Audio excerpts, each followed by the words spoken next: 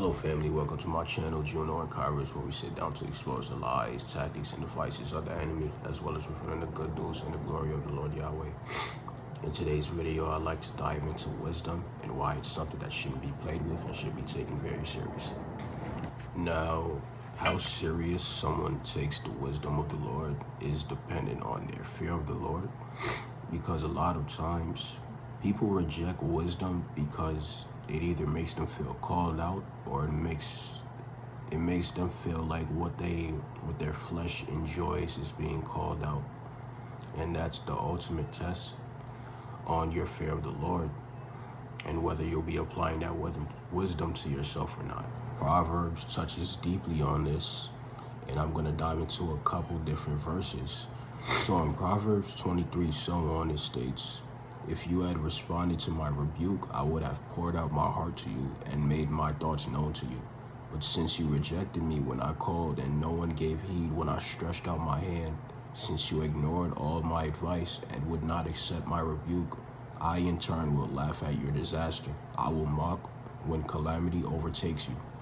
When calamity overtakes you like a storm, when disaster sweeps over you like a whirlwind, when distress and trouble overwhelm you, then they will call to me, but I will not answer. They will look for me, but will not find me. Since they hated knowledge and did not choose to fear the Lord, since they would not accept my advice and spurn my rebuke, they will eat the fruit of their ways and be filled with the fruit of their schemes." Now notice how it mentions they will eat the fruit of their own ways and be filled with the fruit of their schemes. The reason why he points out their own ways is because a lot of the times their own ways are the reason why they didn't want to take heed to the wisdom. Basically saying, like, since you thought your own ways were so good, I'm gonna let you see how good your own ways are by letting you eat the fruit of your own ways. So it's not saying I'm just gonna punish you or whatnot. No, you're gonna see what you've turned me down for in the long run. And we have a loving God, so I'm pretty sure it's to imply the sense of urgency when it comes to taking heed to the wisdom. When he's saying, I would basically implying that he will turn his back on you, because at times if you really are just being super opposing to the wisdom for whatever, because the world's telling you, that's a new thing right now, the world, there's different things going on to where people are in genuine opposition of the word for whatever reason. It's like you think the word is evil the way they're in opposition towards it, but it's stuff like that. The Lord says, okay, so you will see what comes after. And a lot of times what you find in these groups and stuff like that is these are people that are not at peace, right? Because wisdom brings peace. So when peace is missing, that's pretty much eating the fruits of your own spirit. Because even earlier in the chapter, in verse 22, it says, "How long will you simple ones love your simple ways? How long will mockers delight in mockery and fools hate knowledge? How much will mockers delight in mockery?" Keyword delight. This is something people are like bonding over. That's where we're at right now. People are bonding over discrediting the word right now.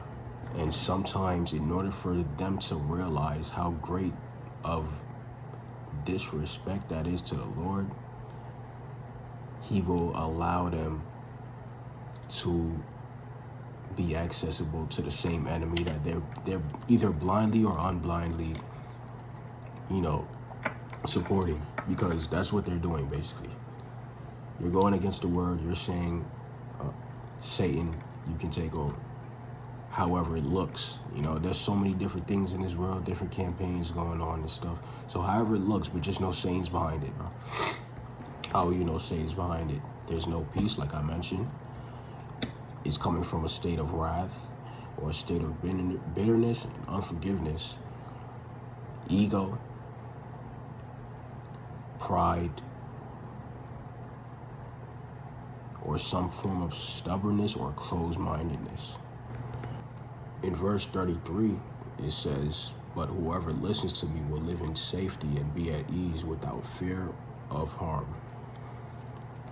So that's another trait that plays out into those that support the anti-wisdom movement. You know, these people at times share a sense of fear of harm. Why? Because they probably will be susceptible to the harm. And why is that? Because they went against the word of God, whether they know it or not. So say things are actually happening. It's even worse if they don't know it's because they're going against the wisdom, because now like they're kind of in a trap. They're like in a prison now because they can't believe they're protected right now because they kind of been shown that they're not, but they don't know why they're not.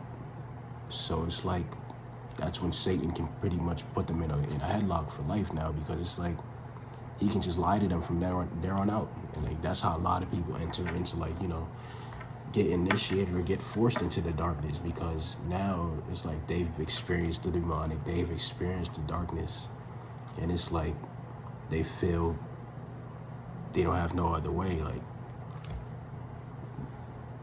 that's the life you have. That's the life that's lived without this.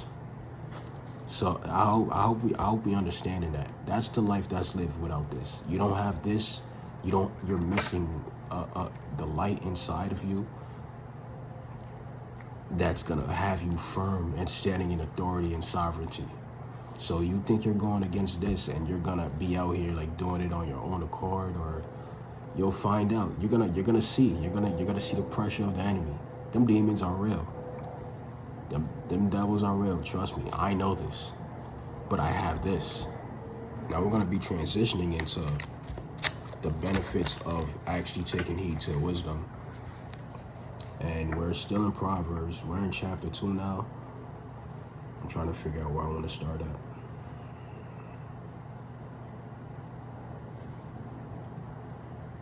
I'm gonna start with 6. For the Lord gives wisdom, and from his mouth come knowledge and understanding. He holds victory in store for the upright. He is a shield to those who walk blameless. For he guards the course of the just and protects the way of his faithful ones. Now pay attention to what that just said. For he guards the course of the just and protects the way of his faithful ones. I'm gonna pause right there. This goes back to what I just last said. Without this, and you think there's gonna be some type of other doctrine out there that's gonna save you, you're gonna realize how unprotected you are. And before you know it, you're forced to be a pawn into a corrupt system. Because you're gonna know it's corrupt, but you're scared now because you realize you're not shielded anymore. So we're gonna continue. Then you will understand what is right and just, and fair every good path. For wisdom will enter your heart, and knowledge will be pleasant to your soul. Discretion will protect you, and understanding will guard you. Wisdom will save you from the ways of wicked men,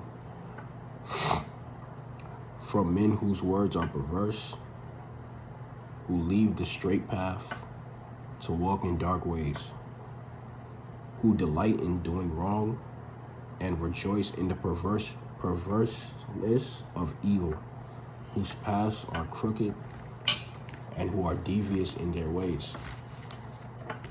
Right?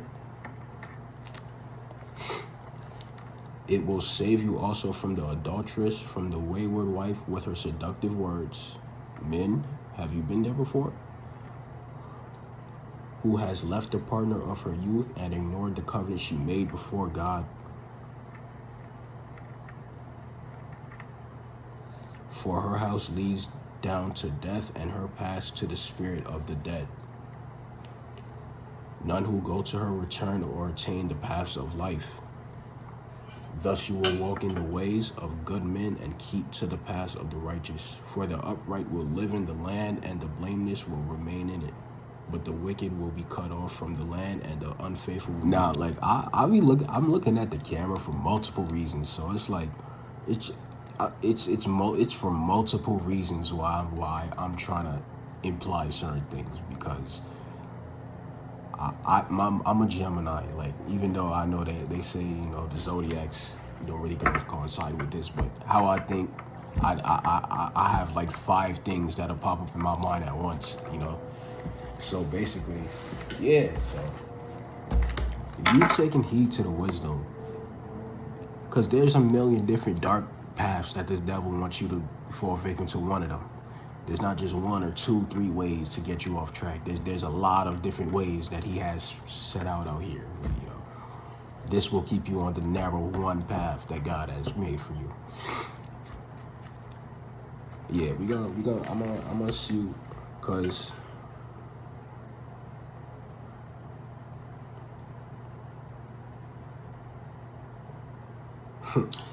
yeah.